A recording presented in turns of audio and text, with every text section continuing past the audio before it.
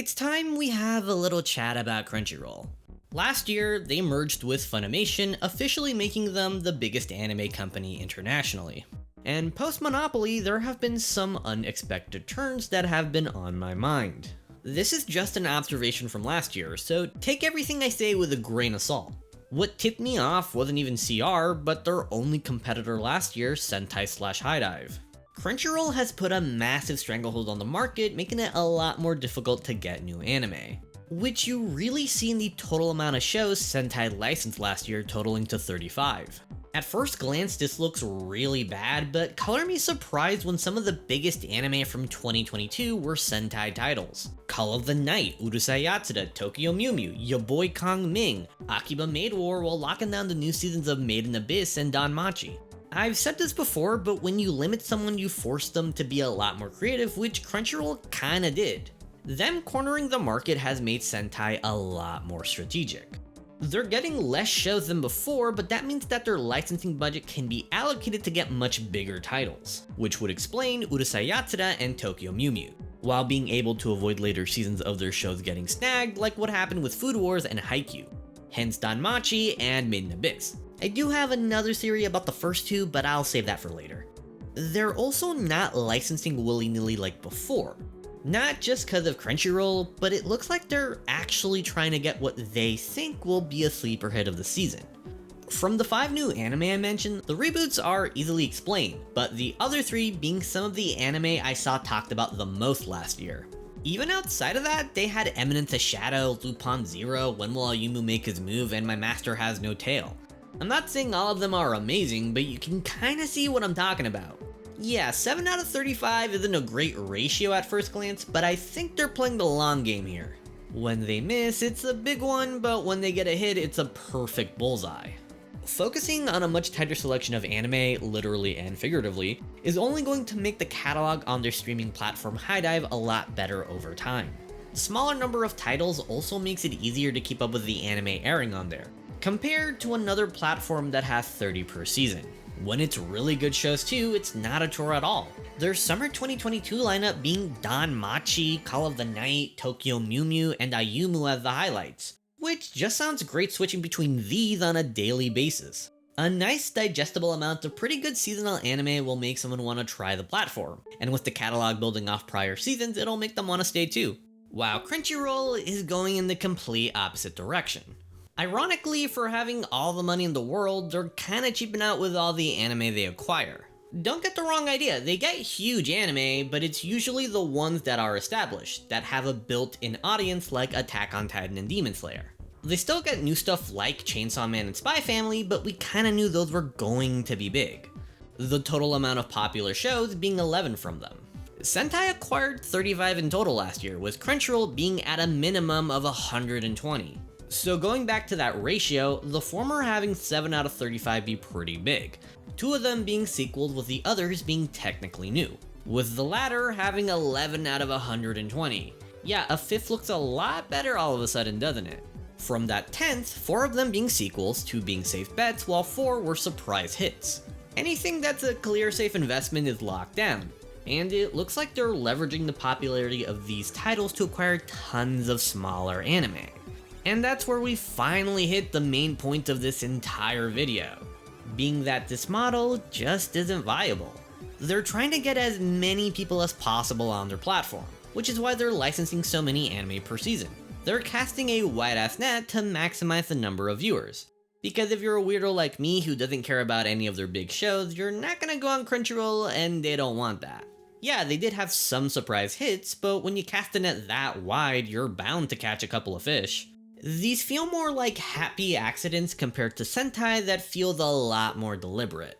And anime licenses in the thousands at minimum, so it still isn't a great return on investment.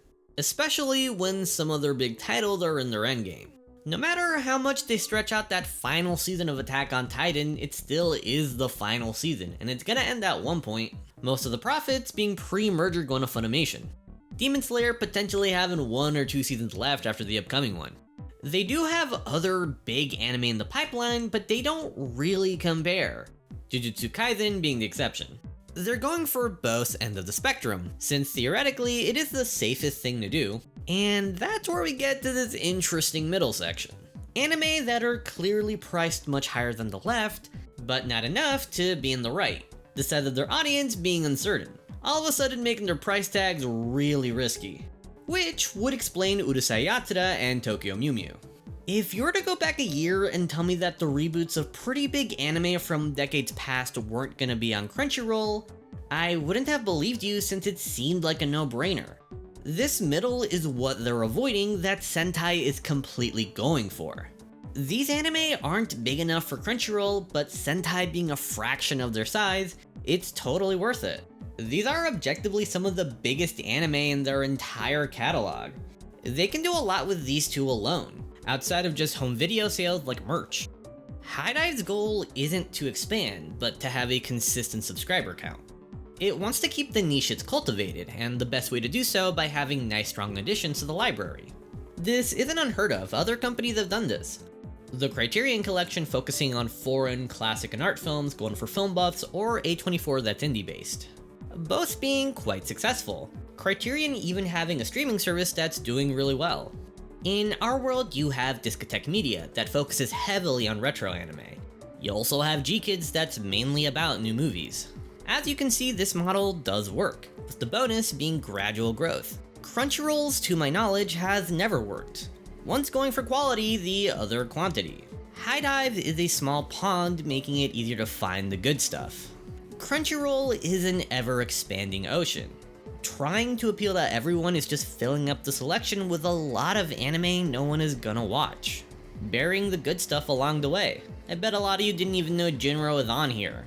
If I were to equate them to other services, HIDIVE is going for HBO, while Crunchyroll is Netflix, and we know how that's going. I'm not saying it's on the level of HBO, but like it, most of the stuff I'm interested in is on there, while the other, I'm spending more time browsing than actually watching. It just looks like it's going in that direction of trying to be associated with quality content. I'm gonna say it again, but it looks like they're trying to pick based on quality from the info that's out, like studios, staff, and the original material. I know I sound super biased since I've always shown that they're one of my fave companies, but it looks like what they started last year is continuing on to 2023. Getting Kubo Won't Let Me Be Invisible, Dangers in My Heart, Lupin Zero, Keeping Sudene while quietly announcing Oshinoko. Yep, that one. And it doesn't even end there. As I was writing this, they announced Helk, an adaptation based on a highly rated manga with a pretty good looking staff. And this is just the beginning of the year. Urusei Yatsura isn't even halfway done, so just add that on top. Outside of seasonal anime, they're still trying to spice up the selection with the addition of retro anime. Super Dimension Orgus, Patlabor Galactic Heroes, and the entire Lupin franchise being HIDIVE exclusive. Having parts 1 through 6 with the most recent addition being Fujiko Mine. Dubs included for any that applies to. Crunchyroll, on the other hand, is what you'd expect. A lot of recognizable and returning titles. I'm not saying they shouldn't get new seasons of their shows, I don't want any more of them being split across services, but outside of these, from the other 36, what else was there? And I'm legit asking. I know Tomo-chan, but that's it. When it's a bigger pool, it's harder to figure out what stood out, compared to Sentai's 11. Tell me what you think those CR sleeper hits were for this year or last year in the comments. It'll help me with my observations. Which I want to remind everyone that's exactly what this video is, an observation. Everything I said is in fact, and you shouldn't think that Crunchyroll is gonna be gone in the next couple of years, cause that is def not happening. In the case of Sentai, don't take it like I'm plugging their platform. I know that's what it comes off as, but for everything I've said, there are still loads of issues. It's def not perfect, from its rough navigation to its awful design on other versions to name a few. Basic things that other streamers figured out forever ago. Yet despite that, subs still choose to deal with it. I wonder why. These are just my thoughts based on what I saw last year, so tell me what you think about all of this in the comments below. If you hit the end of the video, I always appreciate that. Bye guys, thanks for watching, and I hope to see you in the next one.